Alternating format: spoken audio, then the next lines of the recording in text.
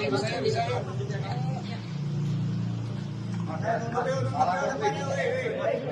Yuk, dapat semua. Oke.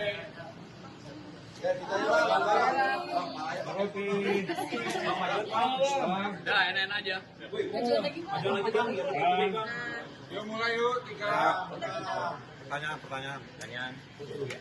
Aku jawab dulu ya, kalian bertanya belakangan ya. Pemeriksaan hari ini gimana? Pemeriksaan hari ini cukup panjang, ada 70 lebih pertanyaan. Melanjutkan dari pemeriksaan dari yang minggu lalu.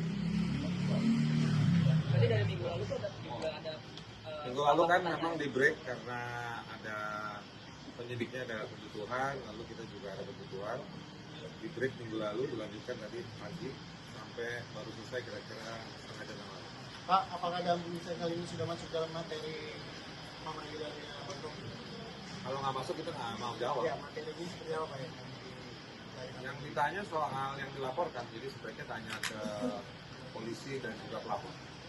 Bang, tadi kan bawa bukti sampai 1 kardus tuh Bang yang tadi pagi itu apa aja Bang isinya Bang yang diserahkan ke penyidik Bang? Isinya sumber-sumber ilmiah bacaan terkait dengan bacaannya Pak Rocky yang kemudian melahirkan analisa dari Pak Rocky yang disampaikan di forum yang kemudian dipermasalahkan. Bang, yang ditanyakan itu sebenarnya yang diperiksa itu terkait hoaxnya atau terkait laporan yang lain Bang, soal penghinaan Jokowi? Enggak, yang diperiksa itu terkait soal pasal 14-15 peraturan pemerintah nomor 1 tahun 46. Materinya yang mana Bang yang diucapkan oleh Bang Rocky? Kita juga bingung, Pak Rocky juga bingung karena Pak Rocky menjelaskan bahwa kalau penggalan-penggalan kalimat itu tidak menggambarkan maksud dari analisanya Pak Rocky.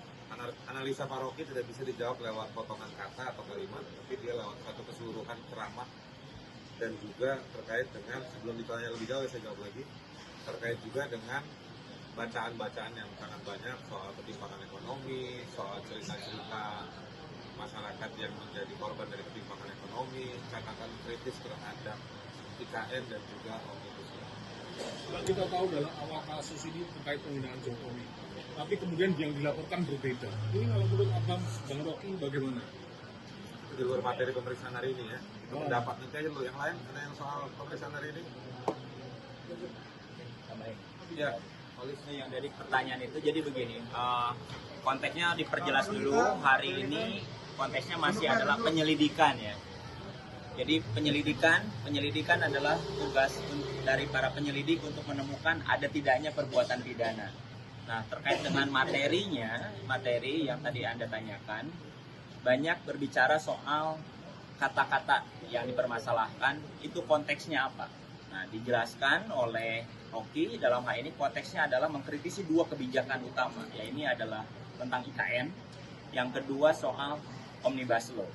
Nah, jadi konteks kata-kata yang dipermasalahkan itu berkaitan dengan sikap kritis publik ataupun berbagai lembaga akademik ataupun pusat-pusat research soal 2 masalah tersebut gitu.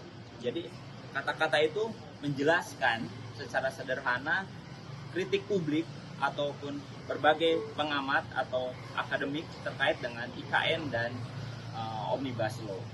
Jadi itu makanya tadi kita banyak membawa dokumen khusus terkait dengan 2 hal tersebut.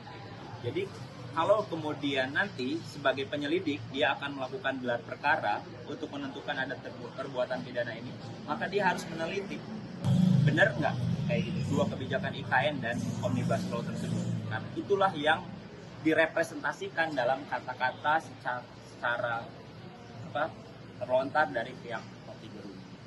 Untuk Bang Rocky, apakah dengan kondisi semacam ini Abang merasa dipaksakan untuk ataupun dikriminalisasi?